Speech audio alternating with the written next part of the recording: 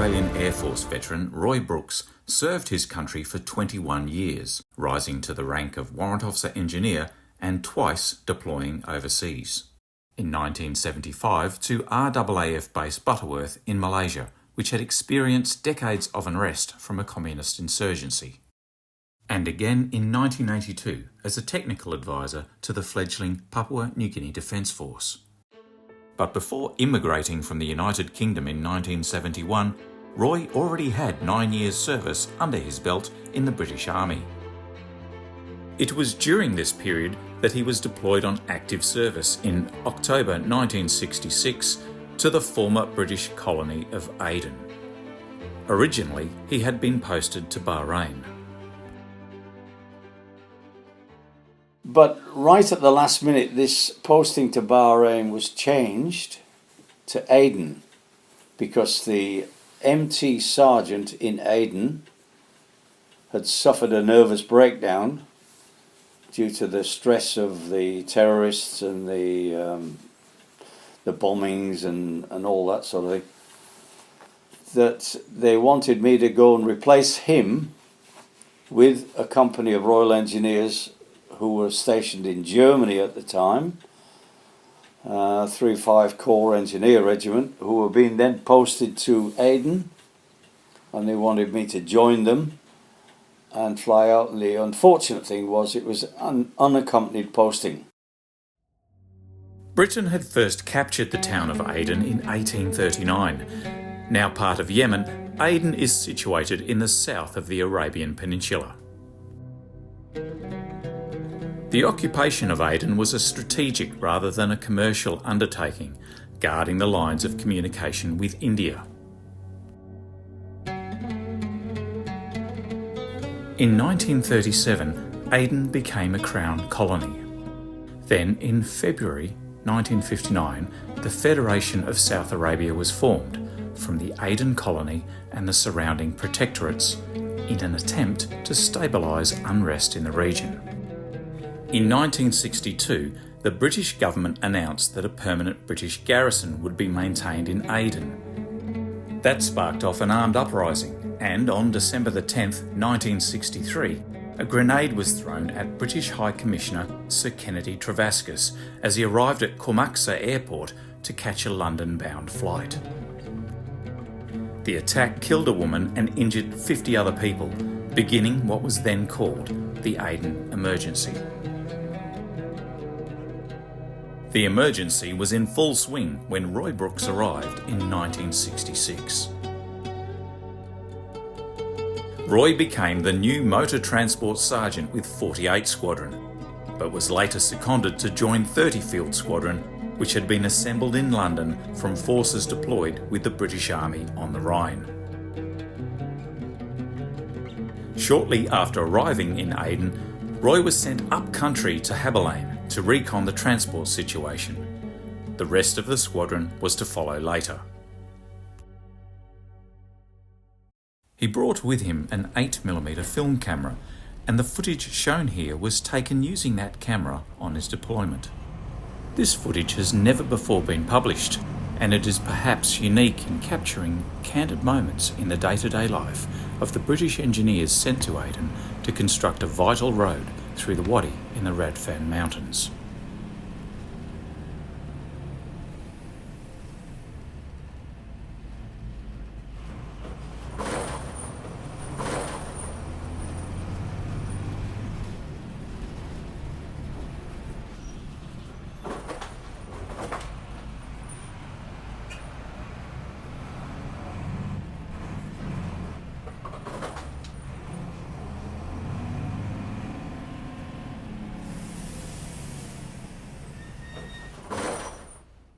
We had an arrangement in Aden where we were all living in tents, large tents.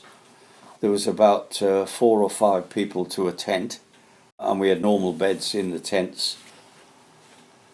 And by the side of our tents we had to dig a hole and build up a sandbag wall against any attacks, which was quite an arduous job, and the sergeant major in charge of the unit then used to supervise us after work, carrying these sandbags across and building them up all the way around our tents to protect us.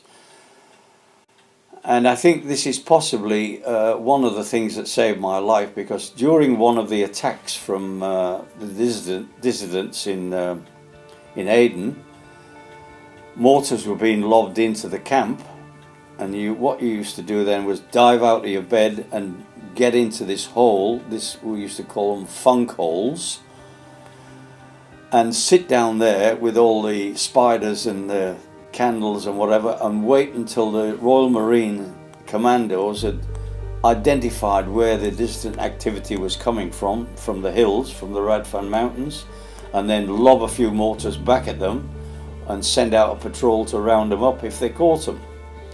But we as engineers were out there to build a road between Aden and the Radfan Mountains, and yes, we were armed when we were out on the road, but we didn't engage in activities against the dissidents at night time. That was the job of the Royal Marine Commandos. So I was down this hole one evening when they were lobbing these mortars in, and in fact I've got the tail fin of a particular mortar, Czechoslovakian mortar, somewhere as an ornament, that landed right next to the sandbag wall near my bed, pushed the wall over, and in fact it saved my life, the fact that these sandbag walls were sort of built. Anyway, I was down this hole one evening when we were under attack, and waiting for the Marines to identify exactly where this dissident activity was coming from, and suddenly we got one of the signal guys came up to the tent and down to the hall, and he said, "Sergeant Brooks?" I said, "Yes." "You have a telegram." And I got this telegram, and it read, "Congratulations, you have a son."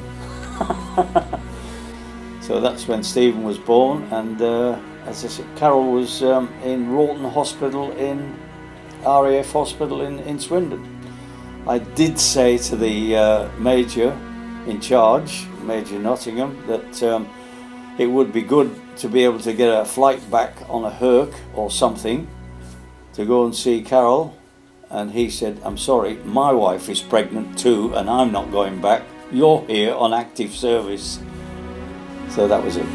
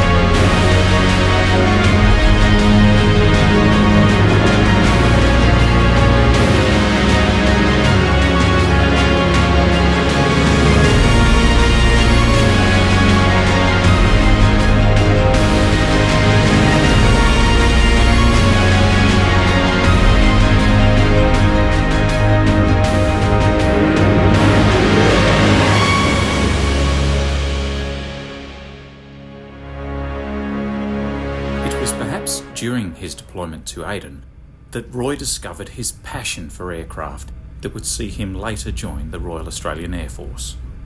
And while his thoughts and eyes were often turned towards the skies, the ongoing threat remained all around him. And one interesting point was that the Marine Commandos were allocated R&R, and they went down to Addis Ababa for some relief. And they were replaced by the Irish Guards, who didn't actually pursue the dissidents when they attacked. They couldn't get the radar right and pinpoint exactly where they were, so the mortars just kept raining in from these dissidents, which is not funny because they demolished the cookhouse and a few other places. So our major in charge, Major Nottingham, said, this is not good enough. We will engage higher authority, and he wrote to High Command in Aden, who promptly sent out a contingent of SAS. Now the SAS commander didn't fly up. He was dressed in Arab gear, and the road used to go past the front of our camp, and this Arab truck rolled up to the front of our camp, and this Arab jumped out and walked up to the gate. And I was an orderly sergeant at the time, so I challenged him. I was armed, of course. And he said, Major something or other from the SAS. And I went, what? And he went into the office, he came into the MT office and said, look, I want 2 vehicles, 2 3-tonners, the keys and the logbooks, and no questions. And I said, all right, sir, there you are. And then the contingent of the SAS were flown in. We mingled in the sergeant's mess, but they never said a bloody word to anybody. The next morning, they took their 2 3-tonners and disappeared out into the desert. And I suppose they were out there for about 6 days or so. And gradually, the dissident activity got less and less and less until it stopped altogether. Goodness knows what they were doing out there. But anyway, after about 6 days, they came back, handed me the keys, the books and the vehicles, and I said, thank you very much, goodbye, and they flew out. So to this day, I have no idea what they did out there. Relief from incessant mortar attacks meant the Royal Engineers could get on with the job they'd been sent there to do.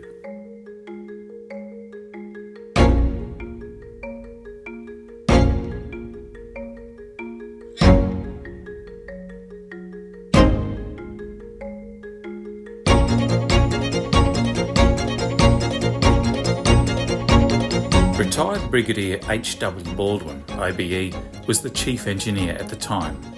Writing in the April 1991 edition of the Royal Engineers Journal, Brigadier Baldwin explained that 48 Field Squadron had taken over responsibility for the road's construction, and it was hoped to complete this section by the end of August 1966. But a series of exceptionally violent rainstorms had hit the area in August and September 1966, causing flooding in the Wadi up to 8 feet deep. Adding to the disruptions, dissident attacks on plant and the limited infantry available for security protection had restricted work on the road and made achieving this completion date very difficult. It was then that 30 Field Squadron took over. Commanded by Major MPC Nottingham, 30 Field Squadron was supported by a detachment from 63 Middle East Land Forces Park Squadron, a tipper troop from the Royal Corps of Transport, and a section of Royal Pioneer Corps. From Habilayn, the first 3.5 miles of the route wound round the contours and followed a fairly undulating course, parallel to and north of the Wadi Rabwa. It crossed several wadis, including some quite wide ones.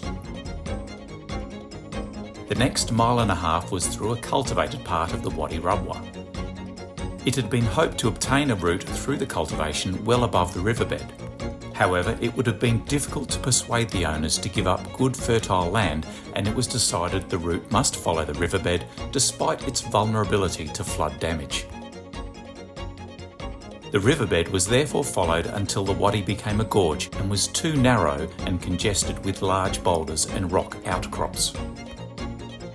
The gorge section was about 1/2 mile long, and the road was obtained by blasting a rock ledge and the construction of 4 large culverts. The whole route was about 8 miles long, and undoubtedly the most difficult part was the section around the gorge. The squadron therefore started this at the same time as they started the road at the Habilayn end.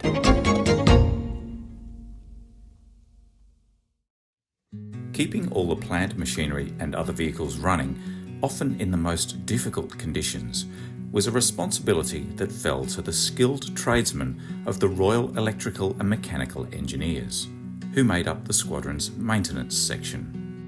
Drivers would often be required to assist the REME mechanics with vehicle servicing tasks. Here, using a crane to raise an AEC Militant Mark I that had hit an anti-tank mine, to allow access to the vehicle's chassis, axle and suspension.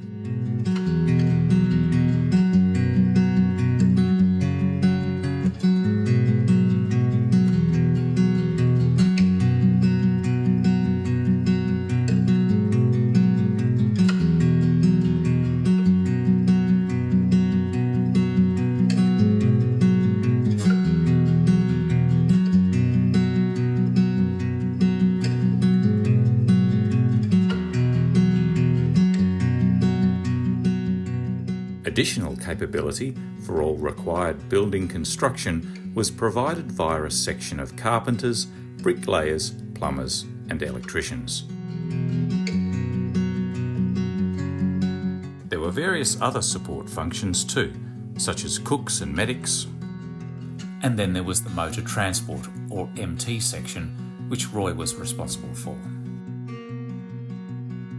The fleet was extensive. From Land Rover four-wheel drives, Saracen armoured vehicles, and Bedford troop and cargo lorries, to front-end loaders, graders, road rollers, recovery vehicles, excavators, and a large complement of AEC militant tip trucks. Responsibility for these 10-tonners fell to Plant Troop. With the constant work demand on everyone to complete their mission, a cold drinks break was always welcome. Holidays came and went, and when Roy sent his completed 8mm films home for developing, he would sometimes include the occasional surprise message for his wife Carol. Always up for a laugh, here, dressed as a local tribesman, Roy shows off a captured French Foreign Legion rifle. Yet the serious work of soldiering was never far away. The locals wanted the road built, despite the constant threat of attack from dissidents, who Brigadier Baldwin noted had little interest that the road was for the benefit of the Federation and not the British military. The attacks took the form of mining by night using anti-tank and anti-personnel mines along the alignment of the road, within the gravel pits, at the vehicle turnaround points and along the construction tracks. Working parties were also attacked by day. There were attacks on the plant lagers and the completed culverts.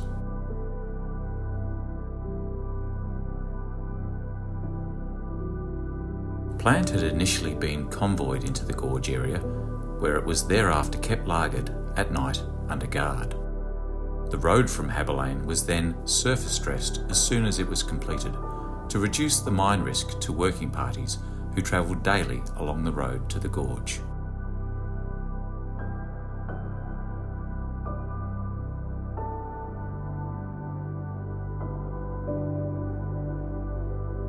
In the 6 months the squadron was deployed, mines and dissident attacks accounted for 2 compressors, 5 10-ton tippers and a 3-ton lorry written off, and a light-wheeled tractor and a Saracen beyond repair.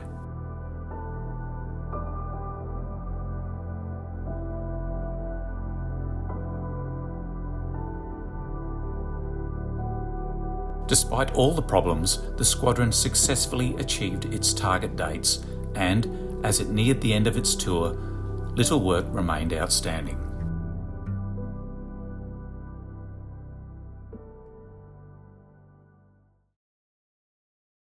Eventually, the 6 months came to an end. We were replaced by another squadron.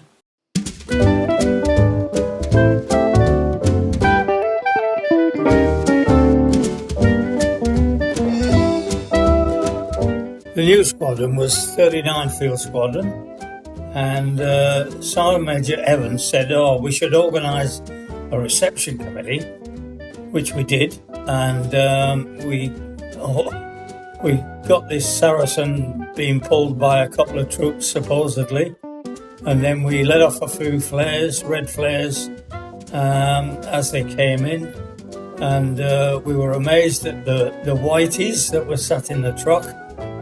However, following that, we packed up all our bits and pieces, went down to a Little Aden, and assembled there ready for the flight back out to UK, and left from Colmaxer Airport. A large portion of the road had been completed. We lost a few trucks with anti-tank mines. We lost a few personnel with anti-personnel mines up and down the road. We had several attacks from dissidents and that sort of thing. These dissident attacks on British troops, civilians and infrastructure were fueled by Arab nationalism and anti-colonialism, and had become more frequent following a February 1966 announcement by the British government that it would no longer maintain defence facilities in South Arabia after 1968. But I do know that when the Marine Commandos were rounding up, whenever they caught these dissidents, they rounded them up and they put them in ball and chains and they flew them down to Aden and left them in jail. Now, the United Nations were asked to solve this problem of dissident activity in Yemen. And they sent representatives from Africa and a couple of other eastern areas who were members of the United Nations. And the first thing they did when they flew into Aden was complain about the smelliness of the Wessex helicopter that they were being transported around with to look at the various scenarios. And once they got to the jail and saw all these prisoners who were terrorists in ball and chain, they said, release everybody. So we complied with the United Nations wish and released them all back into the Radfan Mountains again. And that's when Harry Wilson, the Prime Minister of UK, said this is a waste of time. We've constructed the road for them out there, but they obviously don't appreciate it. We'll pull out. And that's when in 1968, I think it was, it just blew everything up and abandoned it, left it to sort itself out. And that was the end of the Aden campaign.